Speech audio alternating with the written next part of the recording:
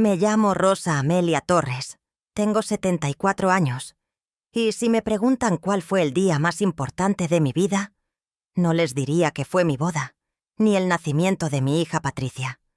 Les diría sin dudarlo que fue ese martes 23 de marzo, cuando saqué a mi yerno de mi casa. Ese día que empaqué sus maletas, las dejé en la banqueta y cambié la cerradura de mi propia puerta. Porque ese día no solo recuperé mi habitación principal, esa recámara amplia con ventanas que dan al jardín donde mi difunto esposo, Ramiro, y yo dormimos durante 38 años. Ese día recuperé algo mucho más valioso. Recuperé mi dignidad. Recuperé el derecho a caminar por mi propia sala sin sentir que estorbaba. Recuperé mi voz, esa que había guardado en el cajón más profundo de mi alma durante 5 años completos. Y sobre todo, recuperé la certeza de que nunca, pero nunca es demasiado tarde para decir basta. Pero déjenme contarles cómo llegué hasta ese punto. Cómo una mujer como yo, que toda la vida fue dueña de su hogar, terminó sintiéndose una extraña en su propia casa. Porque esta historia no comenzó de la noche a la mañana. No, señor. Fue un proceso lento, como cuando el agua de la llave gotea y gotea, hasta que un día te das cuenta de que todo el piso está inundado. Antes de seguir, quiero pedirles algo de corazón. Si esta historia les está resonando aunque apenas comienza, si sienten que vale la pena escuchar lo que una mujer de 74 años tiene que contar sobre recuperar su vida, les pido que me ayuden a que más personas puedan escucharla. Dense un segundito para suscribirse al canal y activar la campanita. Así no se pierden ninguna de las historias que compartimos aquí. Denle like a este video. Eso nos ayuda muchísimo a que YouTube lo recomiende a más gente que quizá necesita escuchar esto. Y por favor, déjenme un comentario contándome de qué ciudad o país nos están viendo. Me encanta saber que estas historias llegan a todos los rincones de nuestra América Latina. Cada like, cada comentario, cada suscripción hace que este canal crezca y que podamos seguir compartiendo estas historias reales que necesitan ser contadas. Gracias de todo corazón por ese apoyo que le dan a este humilde canal. Nací y crecí aquí, en Puebla, en el barrio de La Luz, para ser exacta. Esas calles empedradas donde todos nos conocíamos, donde las señoras barrían su pedacito de banqueta cada mañana y los domingos olía a mole desde las 10 de la mañana. Mi papá, don Esteban Torres, trabajaba en una fábrica textil allá por el Boulevard 5 de Mayo. Mi mamá, doña Refugio, era costurera. Hacía vestidos para quinceañeras y novias. Trabajaba desde nuestra sala, que también era su taller. Yo era la tercera de 5 hermanos. Crecí viendo a mi mamá coser hasta las 11 de la noche, con su máquina Singer que hacía un ruidito constante que me arrullaba para dormir. En mi casa éramos pobres, pero de esa pobreza digna donde nunca faltaba el frijol y las tortillas calientes. Mi mamá tenía un dicho que repetía cada vez que nos quejábamos de algo: pobres pero limpios, humildes pero orgullosos. Y vaya que lo éramos.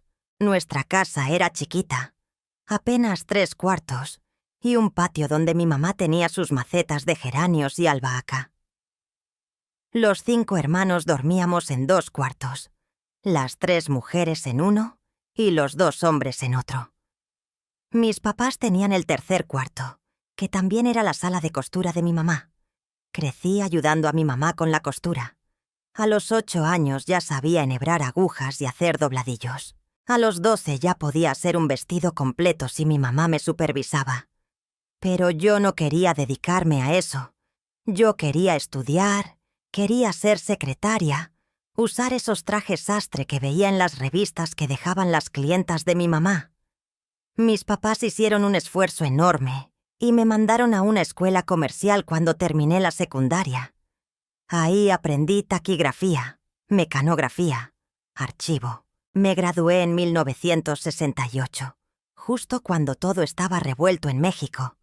Pero eso es otra historia. Conseguí trabajo en una notaría del centro de Puebla.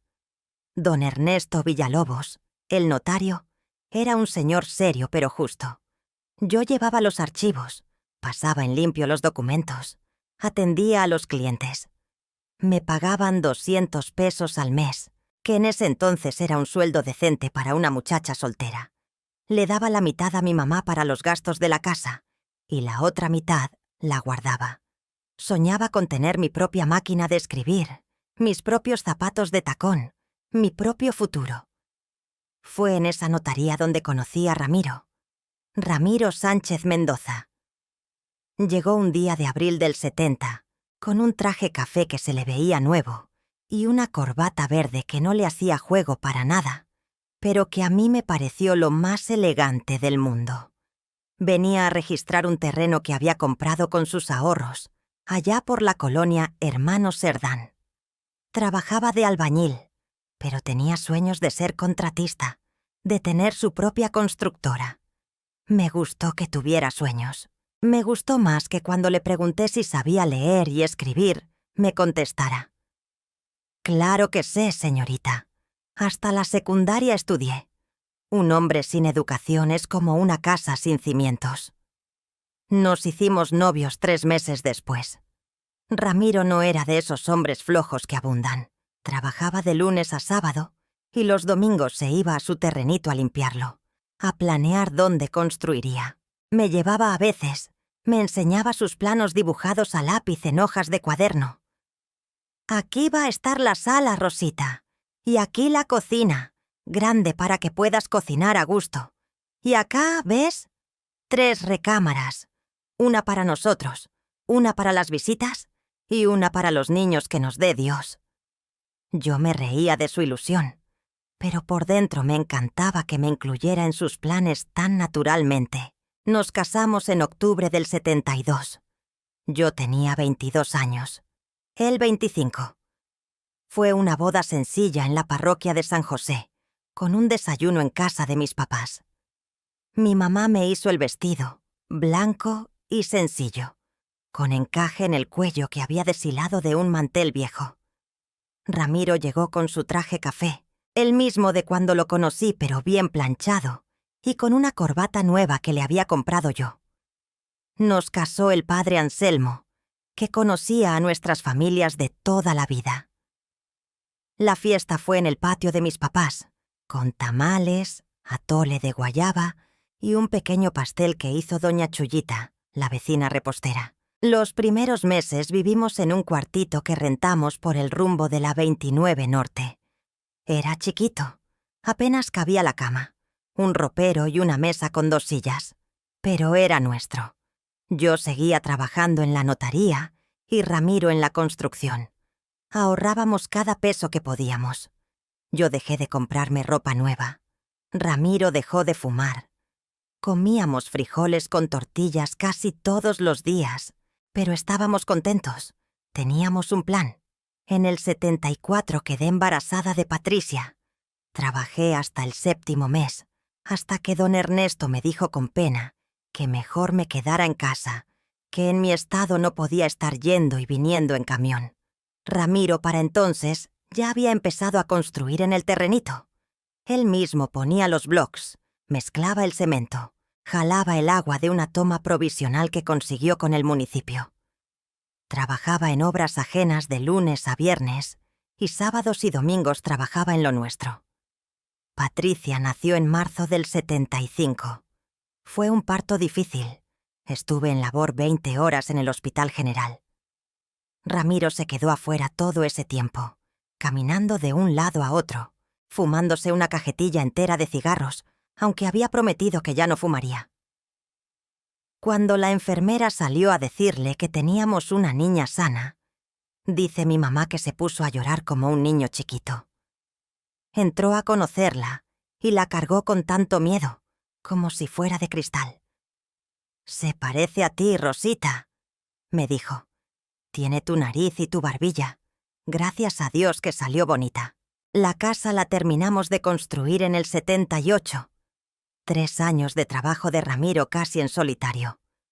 Algunos domingos llegaban sus cuñados o sus compadres a ayudarle, pero la mayor parte del tiempo era él solo.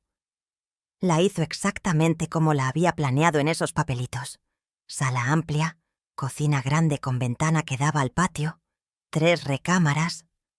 La nuestra era la principal, con 2 ventanas grandes que daban a un jardincito frontal, donde yo planté bugambilias y jazmines. El piso era de mosaico rojo, que Ramiro consiguió a buen precio porque venía de un lote con defectos, pero a mí me parecía el piso más bonito del mundo. Nos mudamos un domingo de agosto. Recuerdo que hacía un calor tremendo, de esos que en Puebla te asfixian. Mis hermanos y los hermanos de Ramiro nos ayudaron a mover nuestras pocas cosas. La cama, el ropero, la mesa, algunas ollas, la mecedora donde yo le daba pecho a Patricia. Esa noche, cuando ya todos se habían ido y Patricia dormía en su cunita nueva que Ramiro había hecho con sus manos, nos sentamos en la sala vacía. No teníamos sillones todavía. Nos sentamos en el piso de mosaico rojo.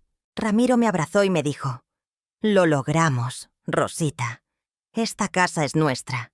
Aquí vamos a envejecer juntos. Aquí vamos a ver crecer a Patricia y a los hermanos que le demos. Esta casa es nuestro patrimonio, lo que vamos a dejarles a nuestros hijos». Y cumplimos esa promesa durante muchos años. Patricia creció en esa casa. Dio sus primeros pasos en esa sala. Aprendió a andar en bicicleta en esa calle. Celebramos cada uno de sus cumpleaños ahí, con piñatas en el patio y agua de Jamaica que yo preparaba desde temprano. Ramiro prosperó poco a poco. Consiguió ser capataz en una constructora importante, después encargado de obra. Llegó a tener su propia cuadrilla de albañiles. No nos hicimos ricos, pero vivíamos bien. Pudimos comprarle sus útiles a Patricia sin apreturas, vestirla bonito, darle clases de piano los sábados. Yo dejé de trabajar en la notaría cuando nació Patricia. En esos tiempos no era como ahora. Las mujeres dejaban el trabajo cuando se casaban o cuando tenían hijos. Pero no me quedé de brazos cruzados.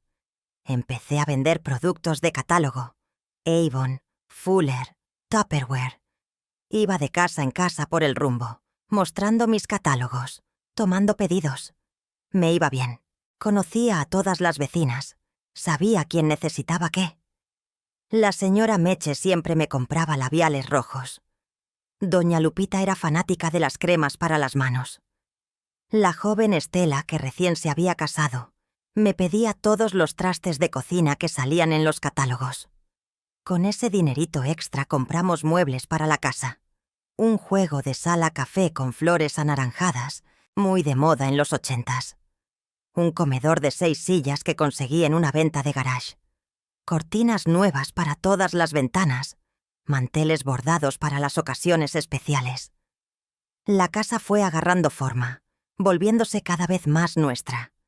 Cada cosa que entraba tenía una historia. El reloj de pared me lo regaló Ramiro en nuestro 10º aniversario. El florero grande de la sala me lo ganó en una tómbola de su trabajo. La mecedora de mimbre del jardín la compramos juntos un domingo en el mercado de antigüedades de la Victoria. Patricia creció siendo buena estudiante. Sacaba puros 8s y 9s. En la secundaria se metió al grupo de danza folclórica. Bailaba con su traje de china poblana en todos los festivales cívicos. Ramiro y yo no faltábamos a ninguna presentación.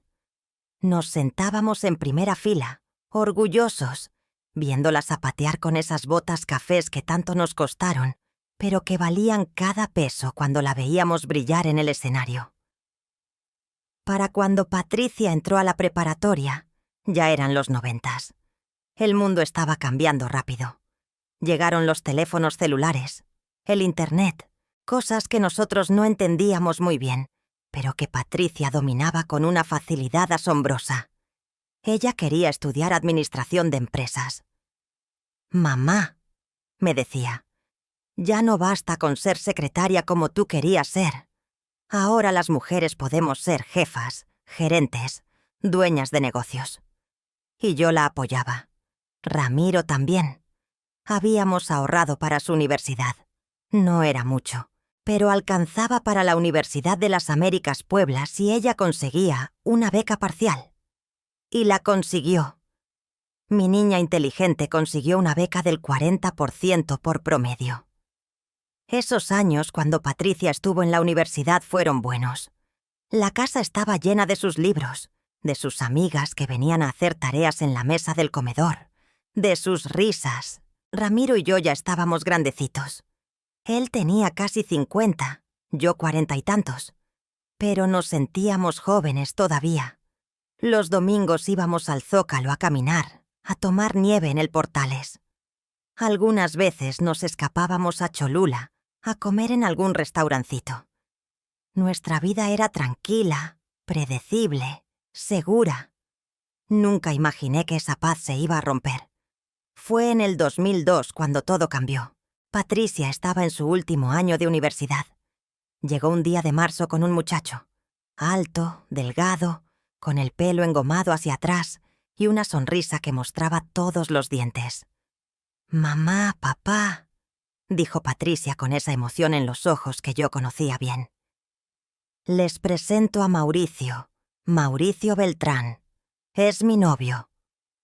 Mauricio nos saludó de mano, con un apretón fuerte que Ramiro después comentó que era demasiado fuerte, como si estuviera probando algo.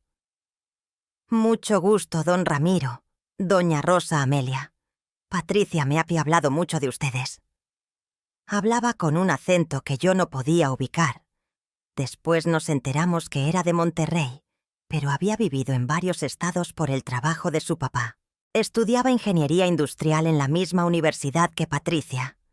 Decía que sus papás vivían en Querétaro y que él rentaba un departamento con 2 compañeros cerca de la universidad. Ramiro y yo nos miramos con esa mirada que tienen las parejas que llevan años juntas, esa que dice 1000 cosas sin palabras. Yo veía que Ramiro no estaba del todo convencido, pero tampoco teníamos razones para oponernos.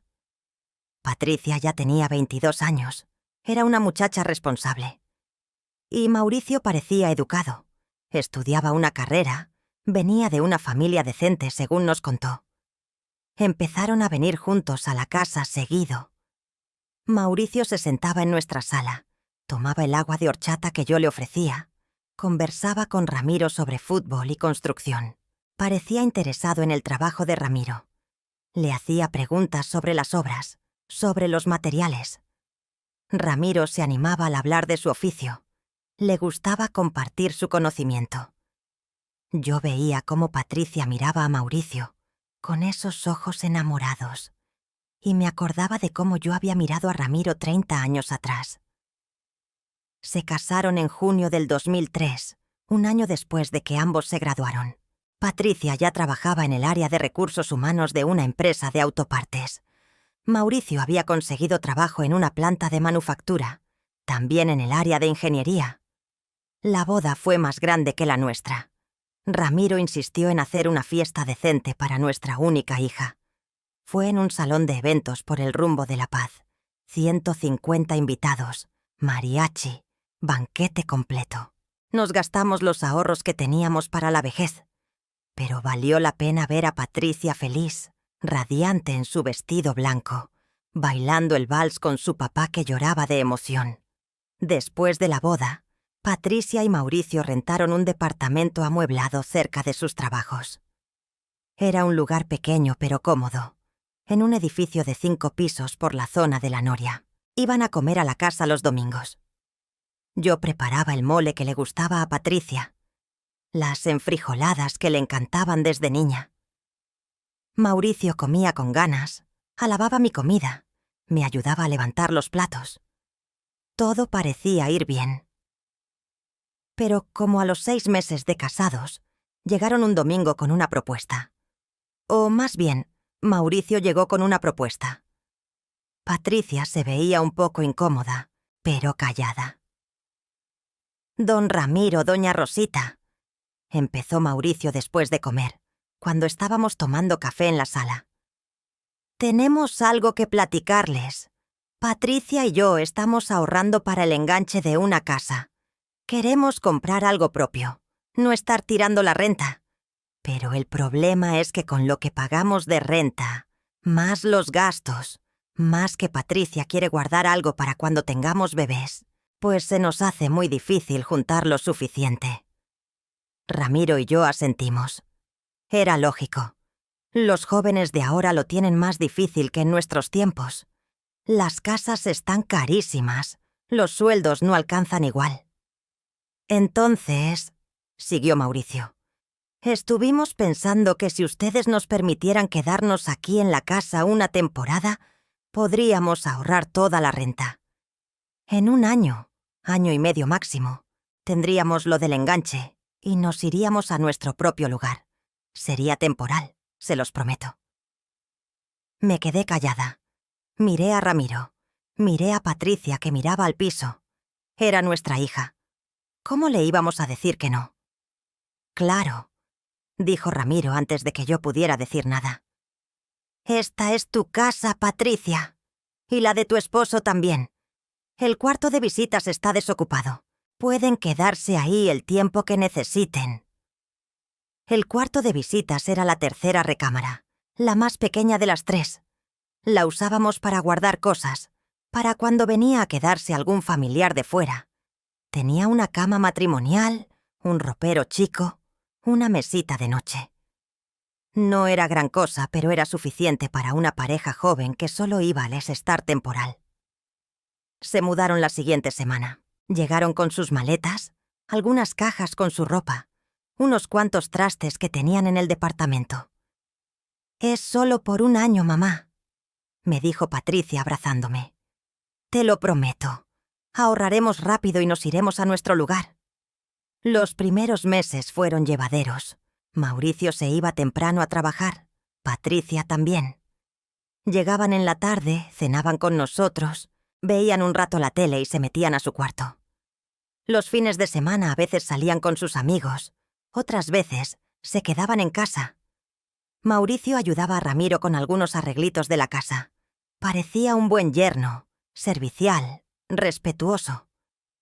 Pero yo empecé a notar cosas, pequeñas cosas que al principio me parecieron insignificantes. La primera fue como a los 2 meses de que se mudaron. Mauricio estaba trabajando desde la casa un día que le dieron permiso de hacer home office. Yo estaba en la cocina preparando la comida. Tenía el radio prendido escuchando mi estación favorita, cantando bajito mientras picaba el jitomate. Mauricio salió de su cuarto y se acercó. «Doña Rosita, ¿podría bajarle al radio? Es que tengo una junta en línea en 10 minutos y se va a escuchar mucho el ruido de fondo». «Ah, claro, mijo», le dije, y le bajé. Era razonable. Él estaba trabajando. Necesitaba silencio. Apagué el radio y seguí cocinando en silencio. Pero me quedé con una sensación rara en el estómago. Como si algo no estuviera bien, aunque no podía explicar exactamente qué. La segunda cosa pasó como al mes de eso. Era sábado en la mañana. Yo siempre los sábados me levantaba temprano a lavar. Tenía mi rutina desde hacía años.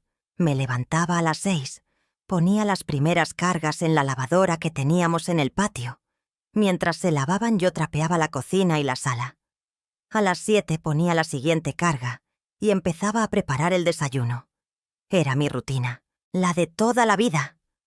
Ese sábado estaba tendiendo la ropa en el tendedero cuando salió Mauricio al patio, en pants y camiseta, despeinado.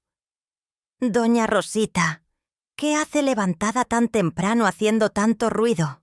Hoy no trabajamos. Queríamos dormir hasta tarde». Me quedé con la pinza en la mano, a media tendida de una sábana. «Ay, mijo, perdón. Es que yo siempre lavo los sábados temprano. Toda la vida he sido así». Pues ya está aquí Patricia y yo viviendo. Va a tener que cambiar sus costumbres, si no quiere despertarnos. Y se metió de nuevo. Me quedé parada ahí, con el sol de la mañana pegándome en la cara, sin poder creer lo que acababa de escuchar. ¿Cambiar mis costumbres? ¿En mi propia casa? Pero me tragué el coraje. Me dije a mí misma que estaba siendo exagerada, que tenía razón, que debía ser más considerada. que solo iba a ser por unos meses más. La tercera cosa fue cuando empezó a quejarse de la comida. Yo siempre he cocinado tradicional. Frijoles, arroz, guisados de res o pollo, a veces chile relleno o tinga. Lo que se come en las casas poblanas de toda la vida. Pero Mauricio empezó a hacer comentarios. «Ay, doña Rosita, otra vez frijoles. ¿No podemos comer algo diferente?» O «Este guisado está muy grasoso. Yo estoy cuidando mi salud». O «Patricia, ¿por qué no le enseñas a tu mamá a cocinar más saludable, con menos aceite?» Patricia se reía incómoda. «Ay, Morí, come lo que hay. Mi mamá cocina rico».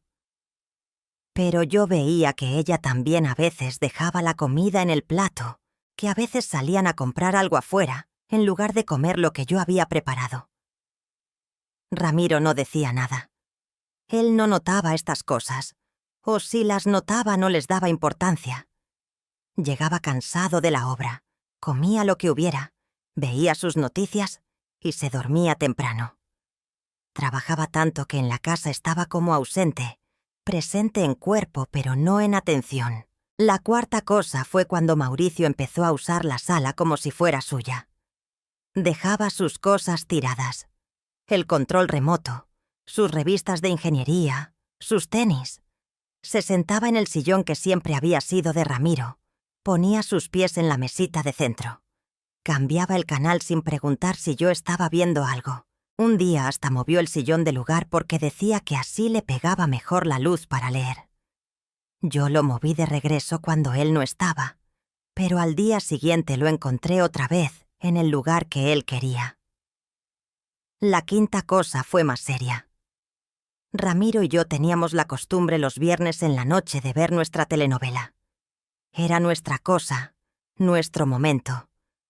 Nos preparábamos un tecito, nos sentábamos juntitos en el sillón y veíamos nuestro programa.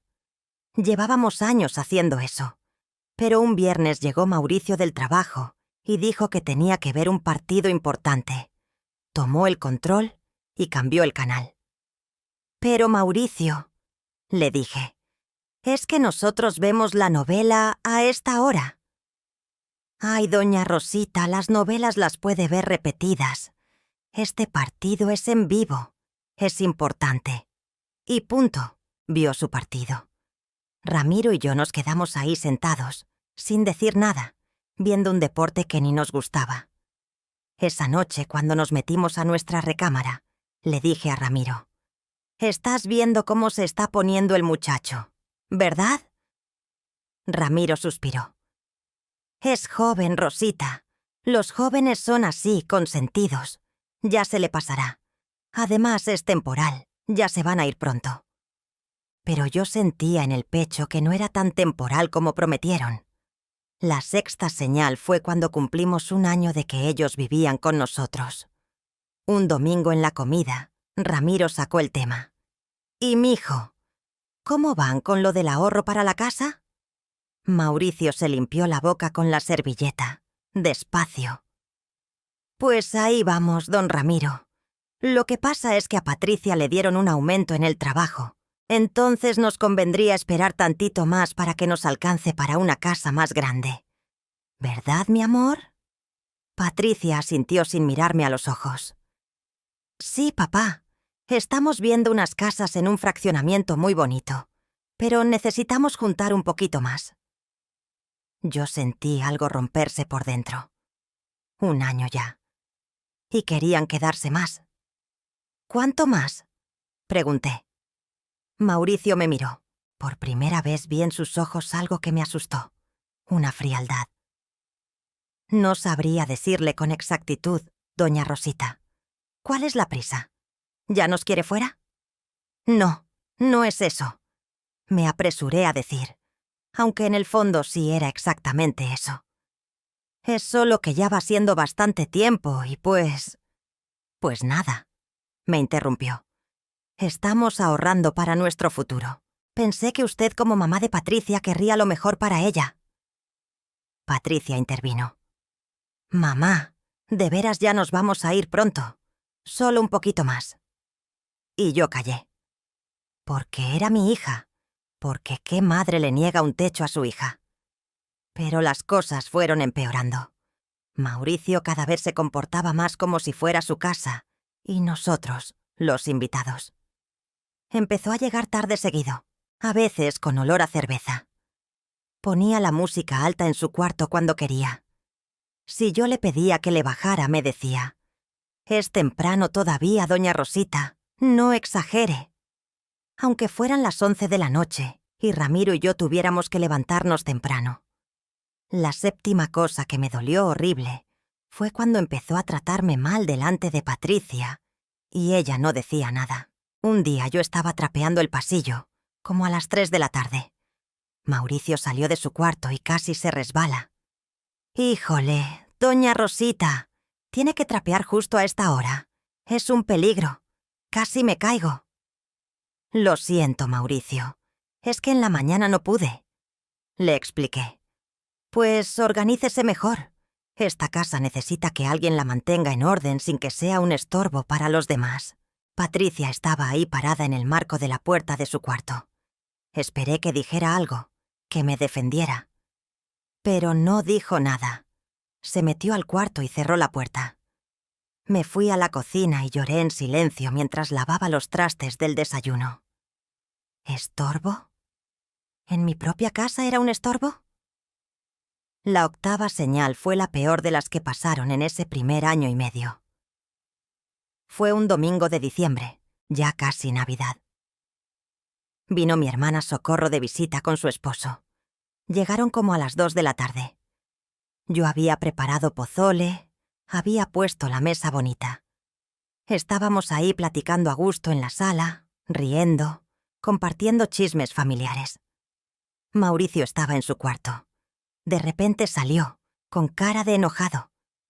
«Disculpen», dijo mi hermana pensando que venía a saludar, pero Mauricio ni la volteó a ver. Se dirigió a mí. «Doña Rosita, ¿piensa estar con visitas toda la tarde? Es que yo necesito descansar y están haciendo mucho ruido». Mi hermana se quedó con la boca abierta. Su esposo se tensó. Yo sentí que me ardía la cara de vergüenza. «Mauricio, son mi hermana y mi cuñado. Hace meses que no los veía». «Pues avíseme la próxima vez que va a traer gente para yo salirme. Esta casa es muy chica para tanto escándalo». Y se metió a su cuarto dando un portazo.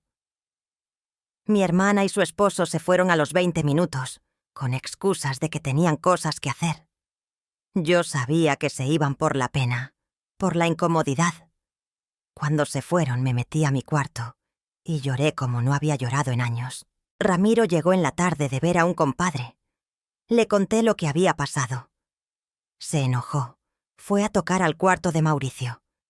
Escuché que le llamó la atención, que le dijo que no podía tratar así a mi familia, que esta era mi casa.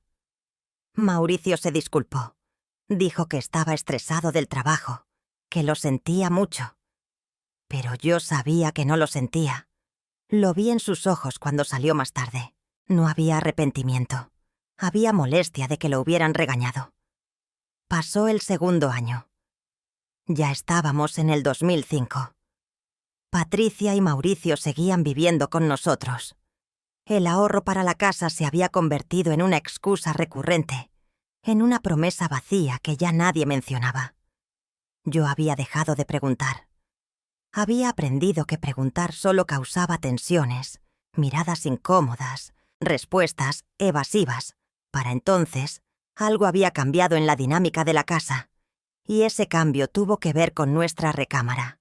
La recámara principal, la que Ramiro había construido con sus propias manos, donde habíamos dormido durante más de 25 años. Todo comenzó un día de abril. Mauricio llegó del trabajo quejándose de dolor de espalda. «Este cuarto es demasiado pequeño», se quejó con Patricia durante la cena. «La cama apenas cabe. No hay espacio para una silla ergonómica que necesito para trabajar desde casa. Mi espalda está hecha un desastre». Patricia lo miraba con preocupación. «¿Qué sugieres?», le preguntó.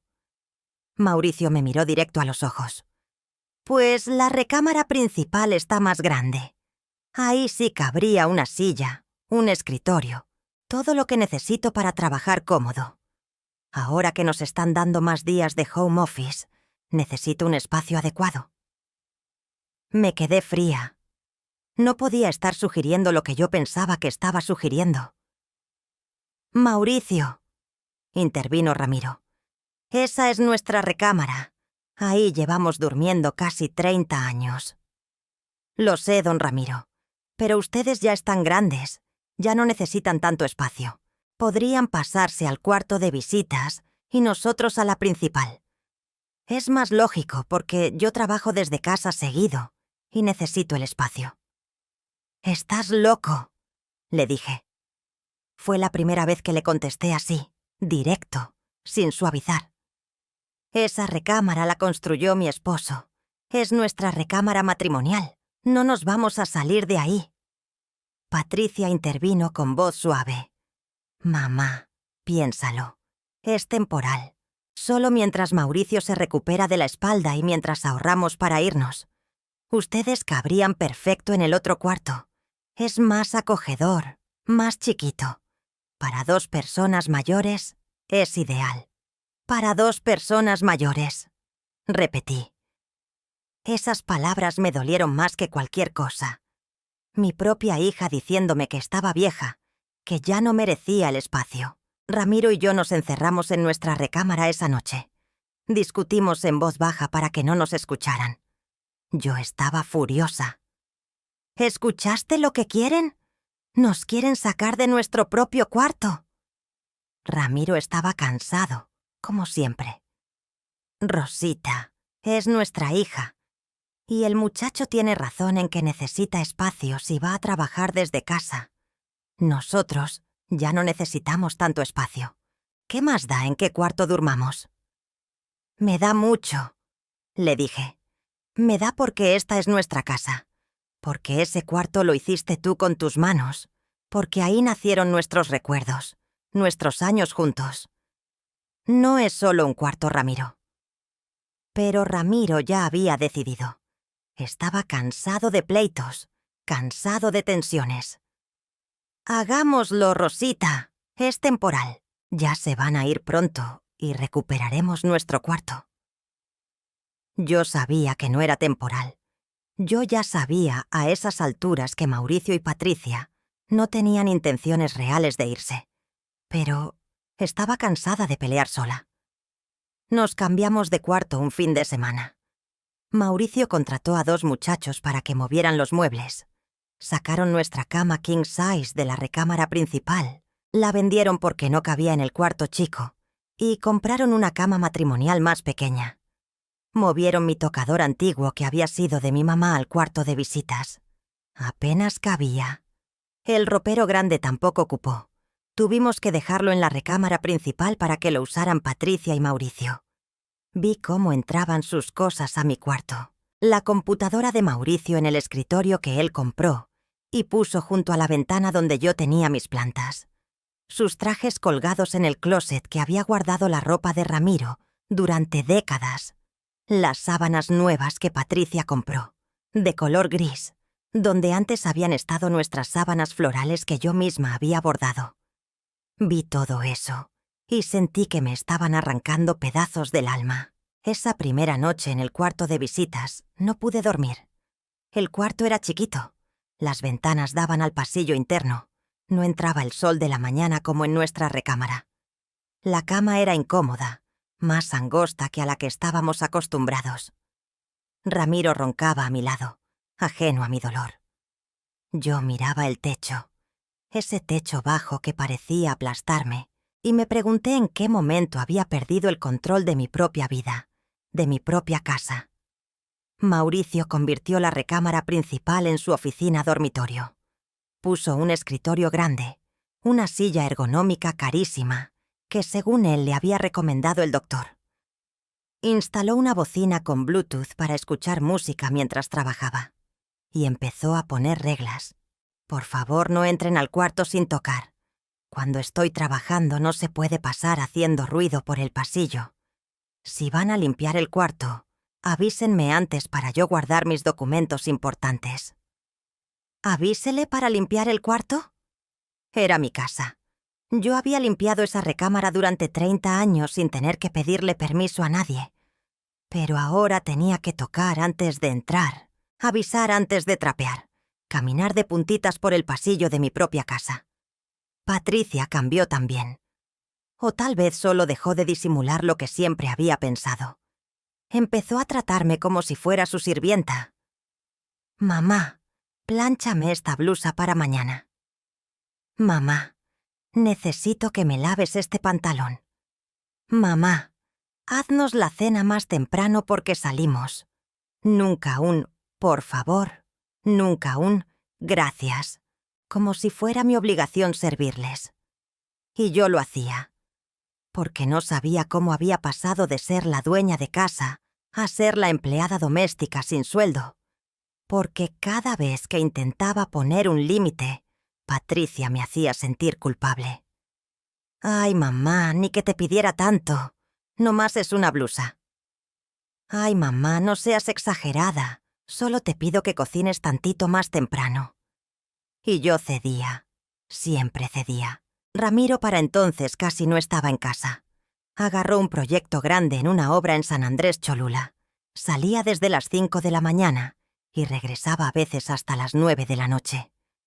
Cenaba callado, se bañaba y se dormía. Los fines de semana estaba tan cansado que se la pasaba dormido o viendo la tele. No notaba cómo me trataban. O no quería notarlo. El tiempo fue pasando así. Meses que se convertían en años. 2006, 2007. Ya llevábamos 4 años viviendo en el cuarto chiquito. 4 años de que Mauricio se había adueñado de la recámara principal. 4 años de aguantar, de callar, de encogerme para no molestar en mi propia casa. Mauricio cada vez se sentía más dueño. Empezó a llegar con sus amigos sin avisar. «Doña Rosita, vienen 3 compañeros del trabajo a ver el partido. Prepare unas botanas». Así, sin preguntar, sin pedir. Y yo preparaba las botanas. Y los amigos de Mauricio llenaban mi sala, gritando, tomando cerveza, dejando todo tirado. Y yo recogía después, en silencio. Un día llegó con una televisión nueva. Grande, de plasma, de esas que en esos años costaban una fortuna. La puso en la sala. «Quité la tele vieja, don Ramiro. Esta es mucho mejor, más moderna. La otra estaba muy anticuada». La tele vieja era la que Ramiro me había regalado en nuestro aniversario número 15. La había comprado con sus ahorros. Se había sentido tan orgulloso de poder comprarme algo así. Mauricio la sacó a la basura sin preguntar. Cuando me di cuenta ya la habían llevado el camión de la basura. Las reglas de Mauricio se multiplicaban. No se podía hacer ruido después de las 10 de la noche porque él se despertaba temprano. No se podía prender la lavadora antes de las 9 de la mañana porque lo despertaba. No se podía cocinar comida con mucho olor porque le molestaba cuando estaba trabajando. No se podía mover nada de la sala porque él ya la había acomodado como le gustaba. No podía yo recibir visitas sin avisarle antes. No podía prender la tele si él iba a usar la sala. No podía yo existir sin pedirle permiso. Y Patricia estaba de su lado siempre. Si yo me quejaba, ella defendía a Mauricio. «Es que tiene razón, mamá. No puedes estar haciendo ruido a las 6 de la mañana. Tienes que entender que él trabaja desde casa. Necesita concentración». «No exageres, mamá. Solo te pide un poquito de consideración. Consideración en mi propia casa. Que yo, que había parido a esa niña, que la había criado, que había trabajado toda mi vida para tener un techo propio, tenía que ser considerada en mi propio hogar. Hubo una tarde, debió ser por el 2008, que estaba en la cocina preparando tamales. Era viernes, y los viernes yo hacía tamales para vender en el Rumbo. Era mi dinerito, el que me daba independencia, el que guardaba en una lata en mi cuarto para mis gastos personales. Estaba batiendo la masa cuando llegó Mauricio. ¿Qué es ese olor?, preguntó con cara de asco. Estoy haciendo tamales, le dije. Tiene que hacerlos aquí. Es que el olor se va a meter a toda la casa, a mi ropa. Pues es mi cocina, Mauricio. Aquí es donde cocino. Me miró con esos ojos fríos que ya yo conocía bien. Su cocina. Qué curioso, doña Rosita. Yo pago servicios en esta casa. Pago luz, pago agua, pago internet. Así que en realidad también es mi cocina. Y no quiero que huela a manteca todo el día. Me quedé con el batidor en la mano, sintiendo cómo se me llenaban los ojos de lágrimas que no iba a dejar caer delante de él. ¿Pagas servicios?, pregunté. Era la primera noticia que tenía. Claro. ¿No se lo ha dicho Patricia? Desde hace meses ayudamos con los servicios. Así que tengo derecho a opinar sobre lo que se hace en esta casa. Después me enteré que era verdad que daban algo para los servicios. Como 500 pesos al mes. 500 miserables pesos que para él le daban derecho a mandar en una casa que valía más de 2 millones de pesos, que Ramiro había construido con sus propias manos.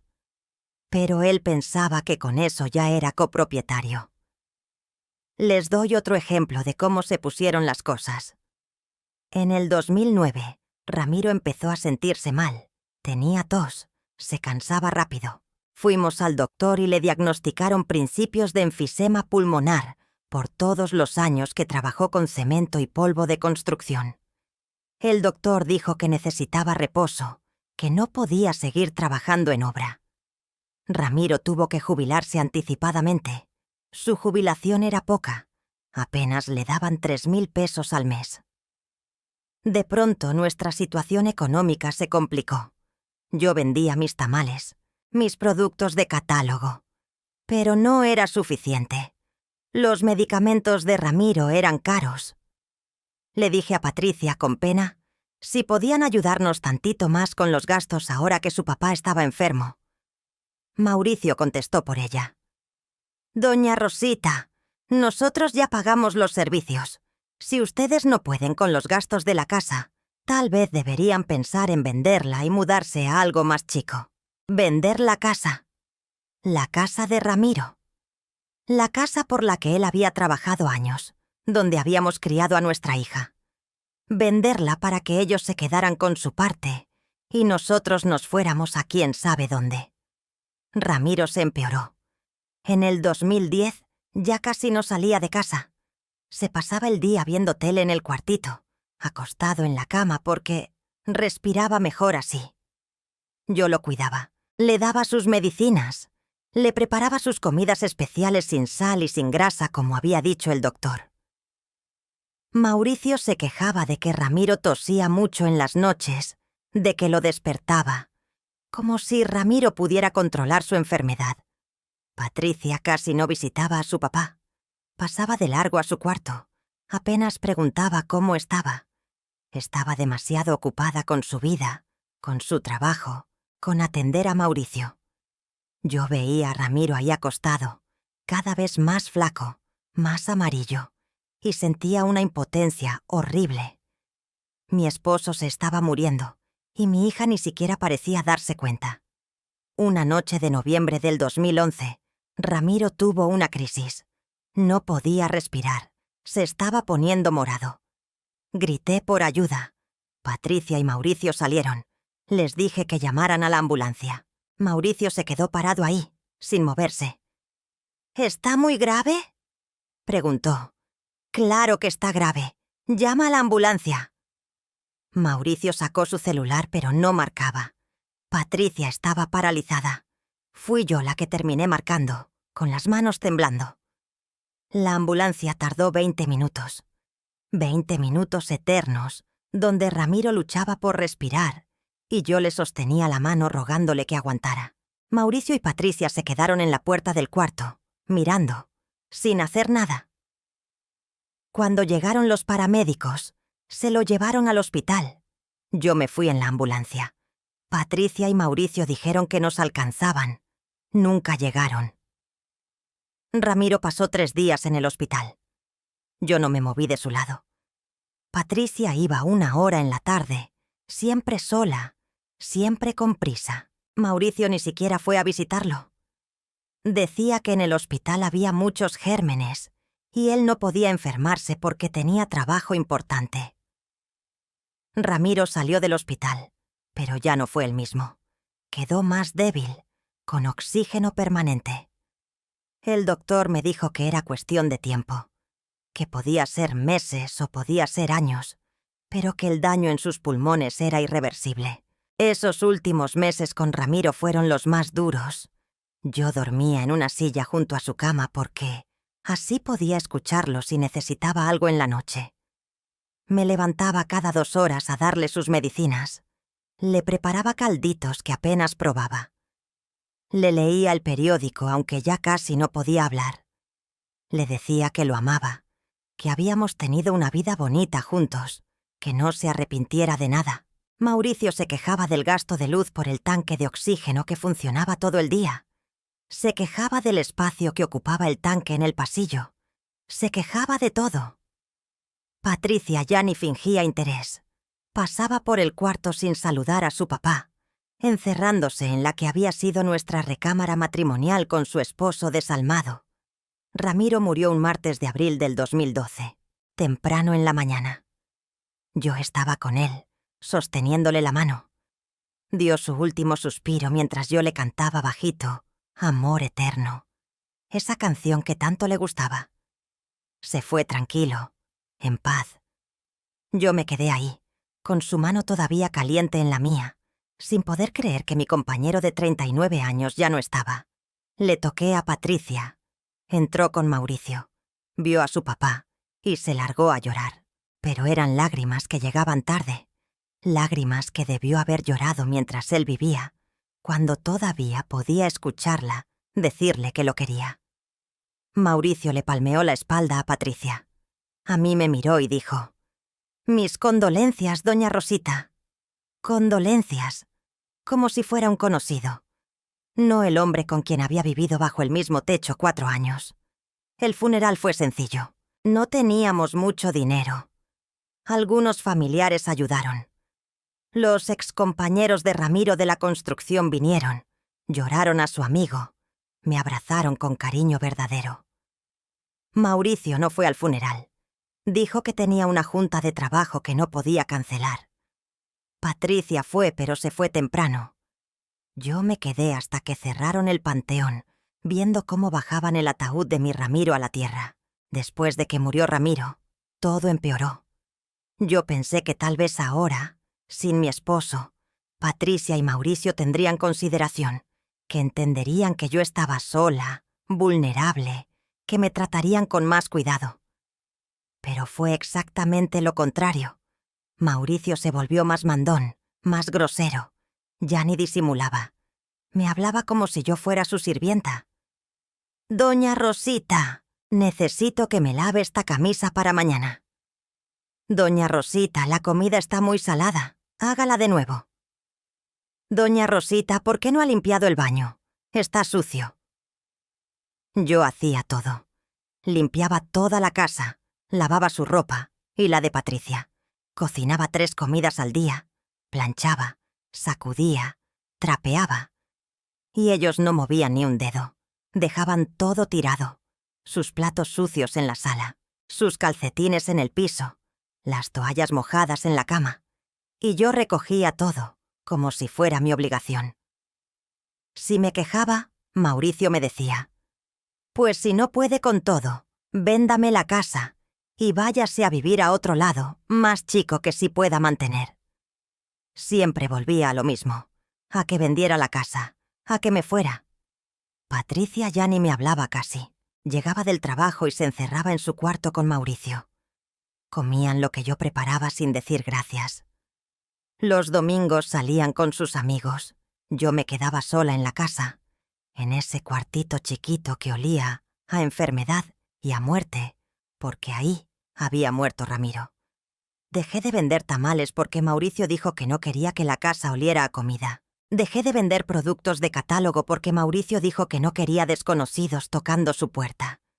Dejé de hacer todo lo que me hacía sentir útil, todo lo que me daba identidad. Me convertí en un fantasma en mi propia casa. Pasaron 2 años así. 2 años de humillaciones diarias, de sentirme menos, de sentirme estorbo. Cumplí 72 años sola, porque Patricia y Mauricio se fueron ese día de viajes a Acapulco y ni siquiera me felicitaron. Me hice un pastelito comprado en la panadería, me canté el cumpleaños sola y lloré sobre ese pastel pensando en cómo había llegado a ese punto. Un día, debió ser por septiembre del 2014, estaba limpiando la recámara principal. Mauricio me había dado permiso de entrar a limpiar, porque él había salido a una reunión de trabajo. Patricia estaba en su oficina.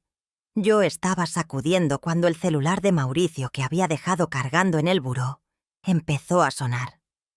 Era un celular viejo que él ya no usaba, pero que mantenía porque decía que tenía fotos importantes ahí. No sé qué me pasó. Una fuerza extraña, una necesidad de saber. Tomé el celular. No tenía contraseña porque era muy viejo. Lo abrí, vi sus mensajes. Y ahí estaba. Mensajes con un amigo suyo. Rodrigo se llamaba. Mensajes de hacía unos meses. Rodrigo. ¿Y cuándo se van de la casa de los suegros? Mauricio. ¿Para qué me voy a ir? Aquí vivo gratis. La vieja cocina y limpia. Tengo el cuarto más grande. Uso todo como si fuera mío. Soy el rey de este castillo, ja, ja, ja, ja. Rodrigo. Ja, ja, ja, pero algún día se tienen que ir, ¿no? Mauricio. Nel, aquí mando yo. La señora ya está vieja. El viejo ya se murió. Cuando se muera la vieja, la casa le toca a Patricia de herencia. Y ya. Nos vamos a quedar con todo. Solo es cuestión de esperar a que se muera la ruca. Ya está grande, no le queda mucho. Rodrigo. Ja, ja, ja, qué cabrón eres. Mauricio. Cabrón pero inteligente. No voy a gastar mi dinero en una casa cuando puedo quedarme gratis con esta. Y entre más la hago sentir que estorba, más rápido se va a morir del coraje, ja, ja, ja. Sentí que el piso se abría bajo mis pies. Tuve que sentarme en la cama, esa cama que había sido mía, para no caerme. Las manos me temblaban tanto que casi se me cae el teléfono. Lo leí de nuevo. Y otra vez, queriendo que dijera algo diferente. Pero las palabras eran las mismas. Aquí mando yo, esperando a que me muriera. Entre más me hacía sentir que estorbaba, más rápido me iba a morir del coraje. Todo tuvo sentido de pronto. Todo. No era que fueran desconsiderados. No era que fueran jóvenes mal acostumbrados. Era un plan deliberado de apoderarse de mi casa, de hacerme sentir tan mal que me muriera, o me fuera, de quedarse con lo que Ramiro y yo habíamos construido con tanto esfuerzo. Y Patricia, mi Patricia, ¿sabía? ¿Estaba de acuerdo? ¿O estaba tan ciega de amor que no veía lo que su esposo estaba haciendo? Tomé fotos de los mensajes con mi celular. Las manos me temblaban, pero logré capturarlas. Después puse el teléfono de Mauricio exactamente donde estaba. Salí de ese cuarto y me fui al mío. Me senté en la cama donde había muerto Ramiro y lloré. Lloré de rabia, lloré de impotencia, lloré de coraje. Pero después de llorar, algo cambió. Sentí algo que no había sentido en años. Sentí furia, furia real, limpia, poderosa. Y con esa furia vino claridad. «Aquí mando yo», había dicho Mauricio. Pues iba a descubrir que se equivocaba. Porque esta era mi casa. La casa que mi esposo construyó con sus manos. Y nadie, absolutamente nadie, iba a quitármela. Y mucho menos iban a esperar a que me muriera como si yo fuera un estorbo del que había que deshacerse. Esa tarde, cuando Patricia llegó del trabajo, la llamé al cuartito. Cerré la puerta. Le mostré las fotos de los mensajes. ¿Sabías esto?, le pregunté. Mi voz sonaba extraña, dura, como no me había escuchado en años. Patricia leyó. Se puso pálida. «Mamá, yo». «¿Sabías o no sabías?». Empezó a llorar. Yo. Mauricio a veces dice cosas, pero no es en serio. Él no. Contéstame. ¿Sabías que tu esposo está esperando a que yo me muera para quedarse con esta casa? Patricia se desmoronó. No así, mamá. No de esa forma. Pero sí. Sí hemos hablado de que cuando ya no estés, pues la casa sería mía. Sería nuestra. Es natural, ¿no? Soy tu única hija. La miré. Realmente la miré. Y me di cuenta de que no reconocía a la mujer que tenía enfrente. Esta no era la niña que había criado. Esta no era la Patricia que bailaba folclórico, que se graduó con honores, que me abrazaba y me decía que era la mejor mamá del mundo. Esta era una extraña que estaba esperando que yo me muriera para heredar. «Salgan de mi casa», le dije.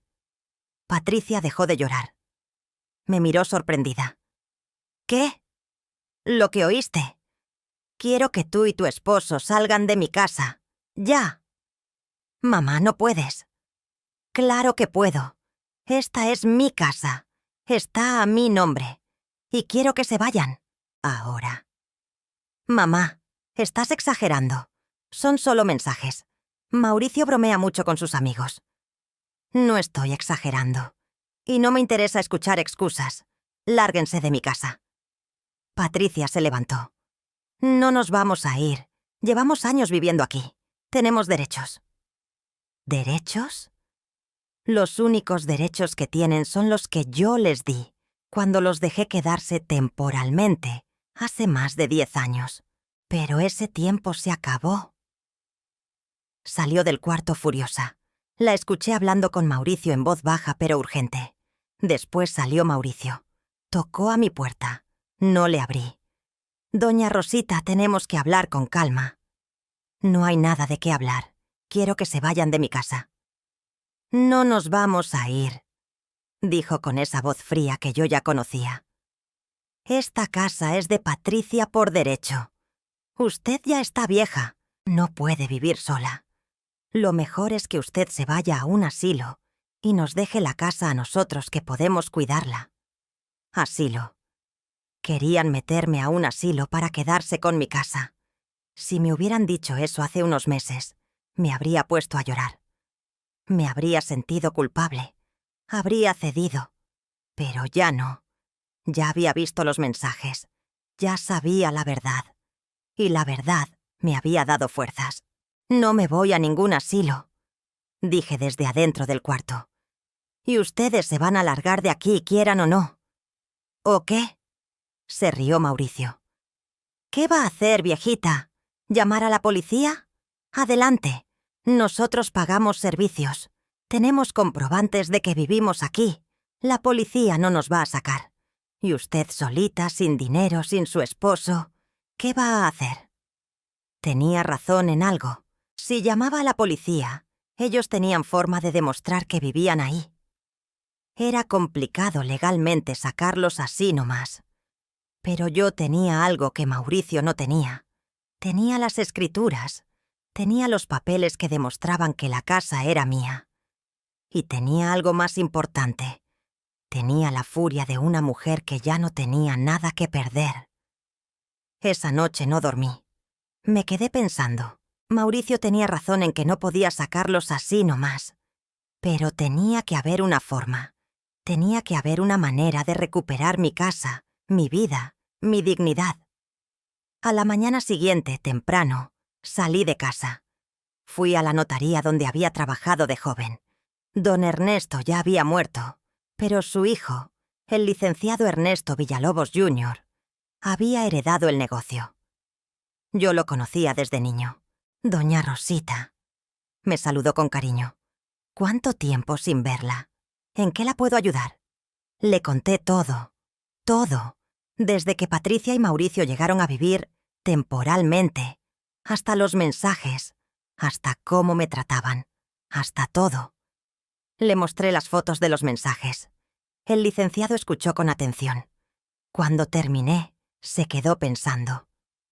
«Legalmente es complicado, doña Rosita. Si ellos tienen comprobantes de domicilio, de que pagan servicios, de que viven ahí. No se les puede sacar así nomás. Tendría que ser un proceso legal que podría tomar meses, hasta años. Se me cayó el alma. Pero, continuó, hay otra forma.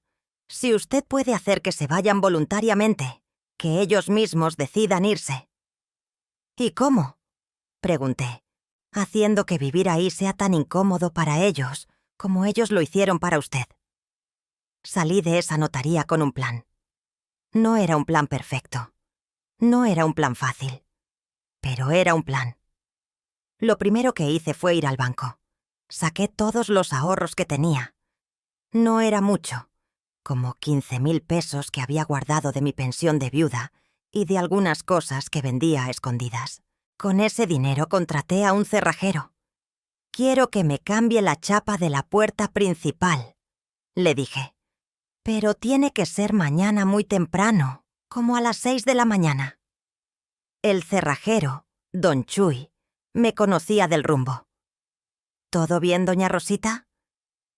«Todo va a estar bien pronto, don Chuy». Lo segundo que hice fue hablar con mi sobrina Fernanda, hija de mi hermana Socorro. Fernanda es abogada. Le conté todo. Se enojó tanto que me dijo: «Tía, ¿cómo permitiste que te trataran así?»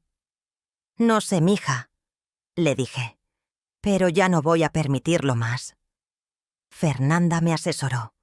Me dijo que tenía todo el derecho legal de recuperar mi casa, que ella me iba a ayudar con todo lo que necesitara.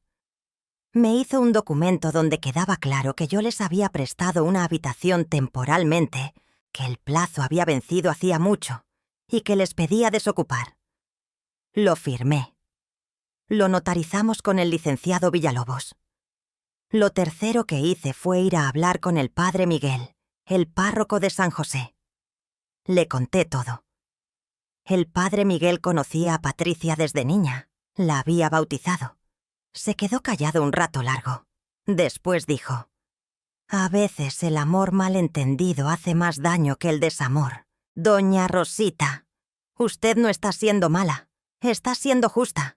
Y la justicia a veces duele, pero es necesaria. Oigan, sé que esta historia está fuerte. Si llegaron hasta aquí es porque les está resonando algo de lo que estoy contando. Háganme un favor bien grande.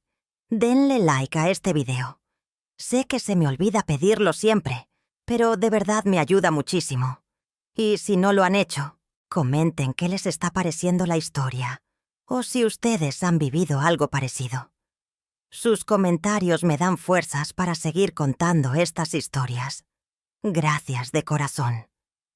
El martes 23 de marzo del 2015 amaneció soleado. Mauricio y Patricia se habían ido al trabajo temprano, como siempre. Yo me levanté a las 5 de la mañana. Me bañé.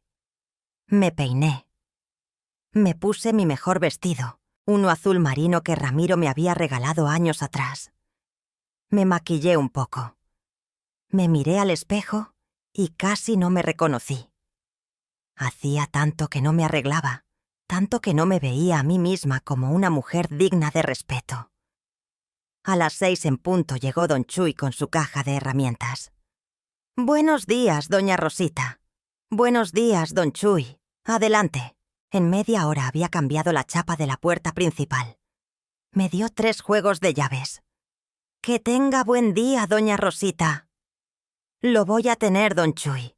Créame que lo voy a tener». Después llamé a mi sobrina Fernanda. «Ya está listo, mija». «Voy para allá, tía. No se preocupe». Lo siguiente que hice fue lo más difícil. Entré a la recámara principal. Mi recámara. La recámara que Ramiro construyó para nosotros. La recámara de la que me habían sacado hacía más de 9 años. Abrí el closet de Mauricio. Saqué todos sus trajes, sus camisas, sus zapatos. Todo. Lo metí en maletas. Todas las maletas que encontré. Abrí los cajones. Saqué su ropa interior, sus calcetines, sus corbatas. Todo lo metí en maletas. Después saqué las cosas de Patricia. Su ropa, sus zapatos, sus maquillajes, sus perfumes, todo. Lo metí en más maletas. Bajé las maletas a la sala, una por una. Eran como 8 maletas en total, más bolsas con cosas que no cabían. Me dolía la espalda, me dolían las rodillas, pero seguí. Seguí porque cada maleta que bajaba era un pedacito de mi libertad que recuperaba. Cuando terminé de bajar todo, abrí la puerta principal y fui sacando las maletas, una por una. Las puse en la banqueta, formaditas, una junto a otra, la ropa de Mauricio, la ropa de Patricia, todo lo que era de ellos, afuera, en la calle. Los vecinos empezaron a salir. Doña Meche de enfrente, don Toño del lado, la joven Carlita de la esquina. Me miraban sin entender. «¿Está bien, doña Rosita?», preguntó doña Meche. «Ahora sí estoy bien, Mechita, ahora sí». Terminé de sacar todas las maletas como a las 9 de la mañana. Entré a la casa, cerré la puerta, con la llave nueva. Respiré hondo, y por primera vez en años sentí que podía respirar completo. Fernanda llegó como a las 10, tocó y le abrí. «Ay, tía», me dijo abrazándome, «estoy tan orgullosa de ti». Nos sentamos a esperar. Mauricio llegó primero, como a las 2 de la tarde. Escuché su carro estacionarse. Escuché cómo se bajó. Escuché su grito. «¡Qué chin! ¿Qué es esto?». Tocó a la puerta, golpeó. «Doña Rosita, abra la puerta. ¿Qué significa esto?». No abrí. Fernanda me había dicho que no abriera, que no hablara con él, que ella hablaría. Fernanda salió. Yo me quedé adentro, pero escuchaba todo desde la ventana de la sala. «¿Quién es usted?», preguntó Mauricio furioso. «Soy la abogada de la señora Rosa Amelia Torres», dijo Fernanda con voz firme. «Aquí tengo un documento notariado donde se le notifica que debe desocupar esta propiedad de inmediato». «¿Qué? Esto es un abuso. Yo vivo aquí. Tengo derechos». «No tiene ningún derecho, señor Beltrán. Esta casa es propiedad exclusiva de la señora Rosa Amelia Torres. Usted y su esposa vivían aquí bajo el consentimiento temporal de la dueña. Ese consentimiento ha sido revocado. Debe retirarse de inmediato». «No me voy a ir. Llamen a la policía. Tengo comprobantes de que vivo aquí». «Adelante, llámela usted. Pero le advierto que el documento que tengo en mis manos fue notariado y tiene completa validez legal. Si usted se niega a retirarse, nosotros procederemos legalmente. Y créame que en esos procesos legales saldrán a la luz varios aspectos interesantes, como el hecho de que usted se apropió de la recámara principal de la dueña de la casa, como el hecho de que usted tiene mensajes donde admite estar viviendo aquí gratis, esperando a que la dueña se muera para heredar. Quiere que todo eso salga en un juicio público». Mauricio se quedó callado. Fernanda había dado en el clavo. Él sabía que si esto llegaba a juicio, él quedaría como el abusivo, el aprovechado, que todo su círculo social se enteraría de lo que había hecho. «Esto no se va a quedar así», masculló. «Hablaré con Patricia, hablaré con un abogado». «Adelante», dijo Fernanda. «Mientras tanto, le sugiero que recoja sus pertenencias de la banqueta antes de que se las roben o se las lleve el camión de la basura». Mauricio se quedó ahí parado un rato más. Yo lo veía desde adentro. Se veía furioso, humillado. Después sacó su celular. Llamó a alguien. Habló en voz baja. Como a los 20 minutos llegó una camioneta con 2 de sus amigos. Entre los 3 empezaron a meter las maletas a la camioneta. Patricia llegó como a las 4. Venía con cara de preocupación. Mauricio ya le había hablado, obviamente. Vio sus cosas en la camioneta. Vio a Mauricio con cara de furia. Vio a Fernanda parada en la puerta como guardiana. Tocó a la puerta. «Mamá, mamá, abre. Tenemos que hablar». Yo estaba adentro, escuchándola. El corazón se me partía, no les voy a mentir. Era mi hija. la niña que había salido de mis entrañas, pero también era la mujer que había permitido que me trataran como estorbo en mi propia casa, que había estado de acuerdo con esperar a que me muriera para heredar. «Señora Patricia», dijo Fernanda, «su mamá no quiere hablar con usted en este momento. Aquí está la notificación legal de desalojo. Por favor, retírese con su esposo». «No, necesito hablar con mi mamá. Mamá, esto es un malentendido. Podemos arreglarlo». Abrí la ventana. Solo la ventana, no la puerta. La miré. «Ya no hay nada que arreglar, Patricia. Quiero que te vayas. Que se vayan los dos. Y que no regresen». «Mamá, por favor, soy tu hija». «Precisamente por eso duele más. Porque eres mi hija. Y permitiste que me trataran así. Que me sacaran de mi propia recámara. Que me hicieran sentir que estorbaba. Que esperaran a que me muriera como si fuera un mueble viejo del que hay que deshacerse». Patricia empezó a llorar. «No es así, mamá. Yo te quiero. Mauricio a veces es difícil, pero Mauricio es un abusivo. Y tú se lo permitiste. Peor aún, estuviste de acuerdo. No te quiero cerca de mí, Patricia. Al menos no por ahora. Necesito que se vayan, que me dejen en paz, que me dejen vivir lo que me queda de vida en mi casa, en paz». Cerré la ventana. Me fui al cuarto. Al cuartito donde había vivido los últimos 9 años. Y lloré. Lloré por todo lo perdido. Por la relación con mi hija. Por los años de humillación. Por Ramiro, que no estaba ahí para ver esto. Lloré y lloré. Cuando salí, ya había oscurecido.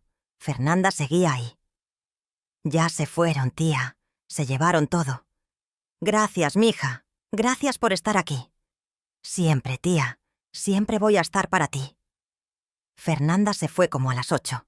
Me quedé sola en la casa. En mi casa. Caminé por la sala sin tener que pedir permiso.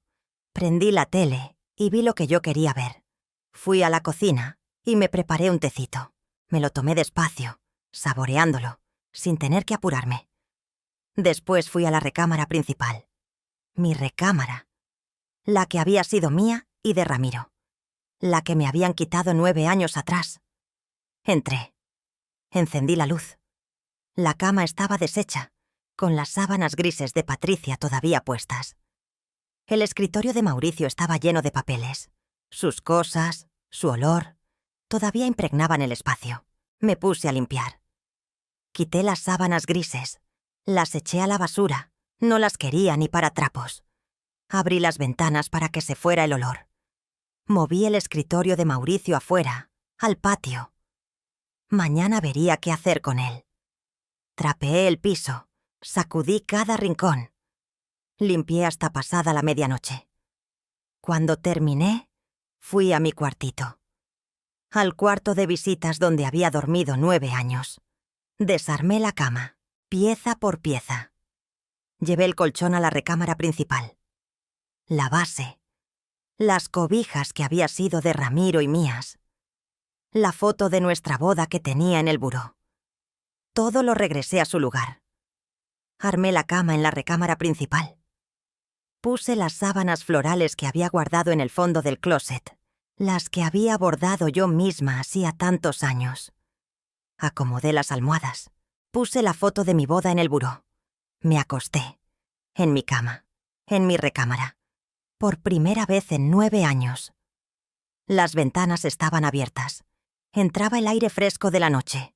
Podía escuchar los grillos del jardín. Podía ver por la ventana las bugambilias que había plantado hacía décadas. Estaba en mi espacio, en mi lugar. Y dormí. Dormí como no había dormido en años. Profundo. En paz. Los siguientes días fueron extraños. La casa se sentía diferente. Vacía pero llena al mismo tiempo. Vacía de personas pero llena de paz. Vacía de voces pero llena de silencio cómodo. Me levanté el primer día sin que nadie me dijera a qué hora podía hacer ruido. Puse mi música. La puse alta. Canté. Bailé en la cocina mientras preparaba mi café. Me reí sola de lo ridícula que me veía bailando a mis 72 años. Pero no me importó. Era mi cocina, mi casa, mi vida. Ese día hice todo lo que no había podido hacer en años. Lavé a la hora que quise. Trapeé cuando se me dio la gana. Cociné lo que se me antojó, con todo el olor que quise. Hice tamales. La casa olió a manteca y a masa y a salsa verde todo el día. Y me encantó. Patricia llamó al día siguiente. No le contesté. Llamó el otro día. Tampoco contesté. Mandó mensajes. Mamá, necesitamos hablar.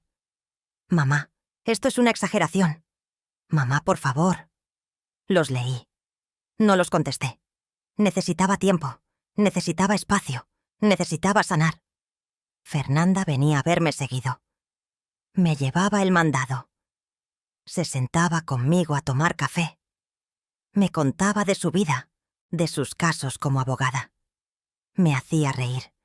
Me hacía sentir acompañada sin sentirme invadida. A la semana de que se fueron, empecé a redecorar. Saqué los muebles que Mauricio había puesto en la sala. Su mesa de centro moderna, su sillón de piel. Los vendí en el tianguis de los domingos. Con ese dinero compré plantas. Muchas plantas. Geranios, crisantemos, violetas africanas. Llené la casa de verde, de vida, de color. Volví a mi recámara poco a poco. El primer cambio fue comprar sábanas nuevas. No las grises de Patricia, no las viejas mías. Compré unas nuevas, color lila, con bordados de flores blancas. Me gasté 1000 pesos en ellas, un lujo que hacía años no me daba. Pero las valían. Cada noche que me acostaba en ellas me sentía como reina. Después compré cortinas nuevas para las ventanas, color crema, ligeras, que dejaban pasar la luz de la mañana. Compré un cobertor nuevo, unos cojines decorativos, un tapete suave junto a la cama. Poco a poco, la recámara dejó de ser el espacio que ellos habían invadido y volvió a ser mío. Nuevo, pero mío. Mi hermana Socorro venía a visitarme. Se sentaba en mi sala, en M.A. Sala, y podíamos platicar a gusto sin que nadie nos dijera que hablábamos muy fuerte o que estorbábamos. Nos reíamos, hacíamos café, comíamos galletas, cosas simples que antes no podía hacer. Un día llegó con una noticia. «Rosa, ¿sabes qué? Me encontré a la señora Beatriz en el mercado, la mamá de Mauricio». Me tensé. ¿Y? Y me dijo que Mauricio y Patricia están rentando un departamento por maravillas. Uno chiquito, más caro de lo que pueden pagar. Dice Beatriz que Mauricio está furioso, que habla pestes de ti. Me encogí de hombros. Que hable lo que quiera. Mientras no sea en mi casa, puede decir lo que le dé la gana. Socorro me miró con orgullo. Hermana, estoy tan orgullosa de ti. Nunca pensé que fueras a tener el valor de sacarlos. Yo tampoco, admití. Pero me cansé, Coco. Me cansé de sentirme menos, de sentirme estorbo, de esperar a morirme en mi propio cuartito mientras ellos disfrutaban de lo que Ramiro construyó para mí. Pasaron los meses. Yo seguía sin contestarle a Patricia. Ella seguía llamando, cada vez menos seguido. Sus mensajes cambiaron de tono. Al principio eran justificaciones. «Mamá, tú no entiendes. Mauricio tiene su forma de ser». Después fueron reclamos. «Mamá, eres muy egoísta. Somos tu familia». Después fueron súplicas. «Mamá, te extraño. ¿Podemos hablar?» Pero yo no estaba lista. Todavía no. Tal vez algún día. Pero no ese día. Empecé a hacer cosas que había dejado de hacer.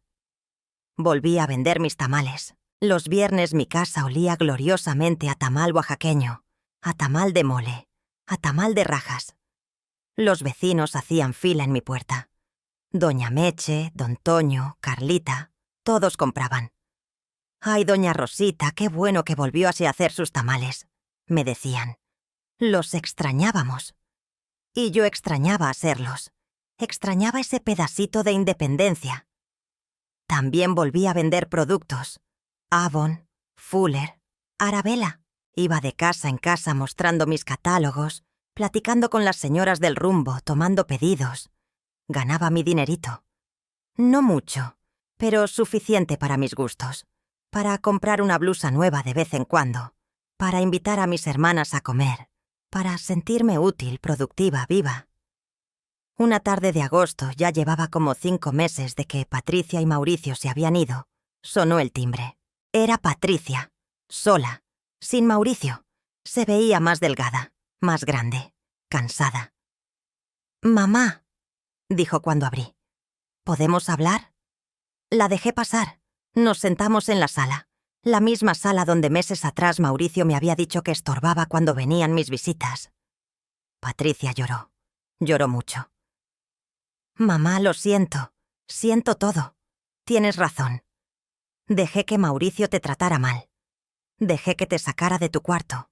Dejé que te hiciera sentir mal. Y yo también te hice sentir mal. Fui una mala hija». La escuché. No dije nada todavía. La dejé hablar. «Me estoy divorciando de Mauricio», dijo. Eso me sorprendió. ¿Por qué? Porque ahora que vivimos solos, veo quién es realmente. Es controlador, mamá. Es grosero. Me trata a mí como los tratabas a ustedes. Me di cuenta de que siempre fue así, solo que cuando estábamos en tu casa yo no lo quería ver. O lo justificaba. Pero ya no puedo. Ya no quiero vivir así. «Me da gusto que hayas abierto los ojos», le dije. «Pero eso no quita todo lo que pasó. No quita los años que estuve durmiendo en el cuartito mientras ustedes ocupaban mi recámara. No quita las veces que me hicieron sentir que estorbaba. No quita que esperaran a que me muriera para heredar». «Lo sé, mamá. Lo sé y me avergüenza. No espero que me perdones ahorita.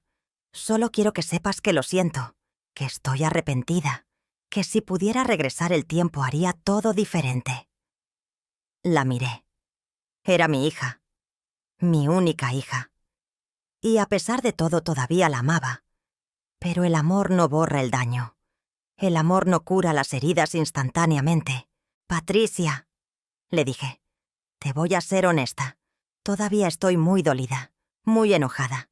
No sé si pueda perdonarte pronto, pero eres mi hija, y algún día, tal vez, podamos reconstruir algo.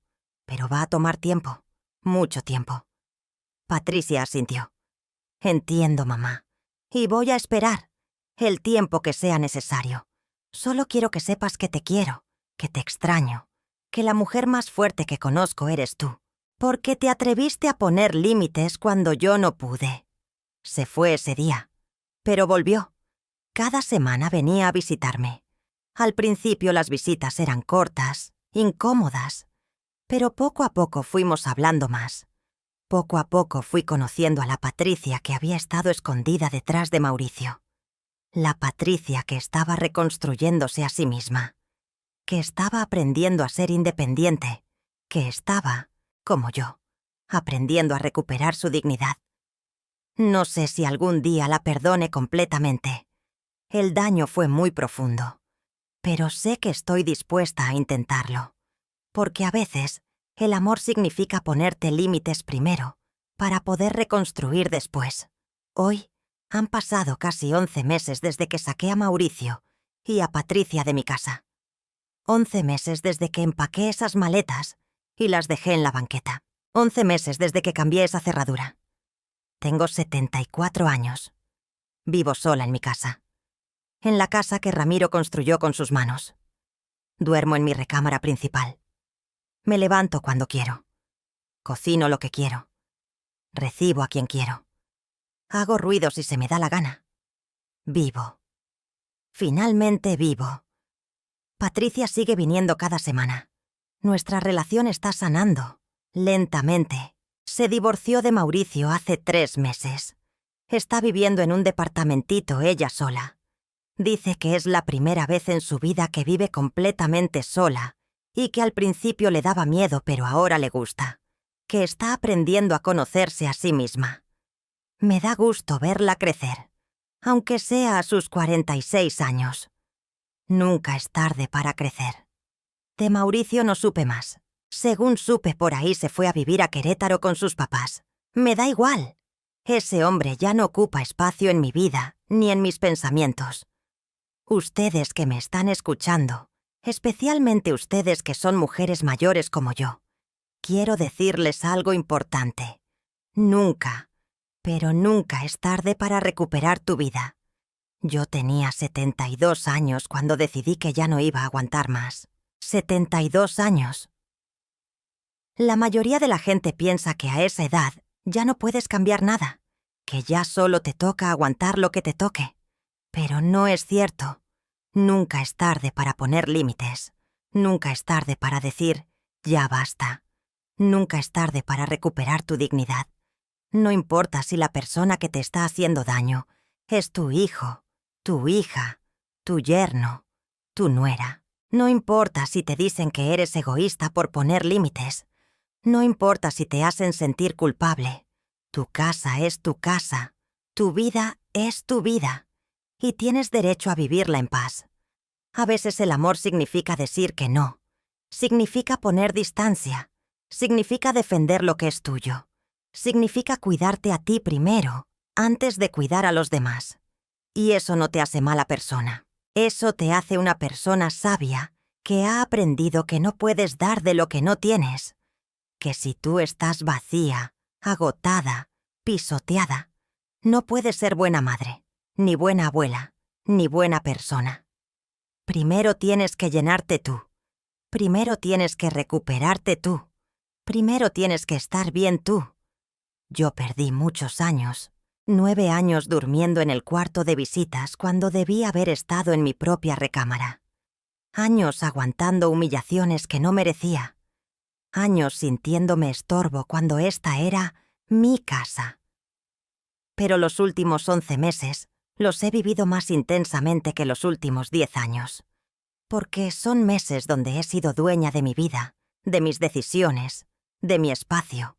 Si alguien ahí afuera está pasando por algo similar, si alguien se siente estorbo en su propia casa, si alguien está aguantando lo que no debe aguantar porque es familia, les digo, no tienen que aguantar. Tienen derecho a poner límites.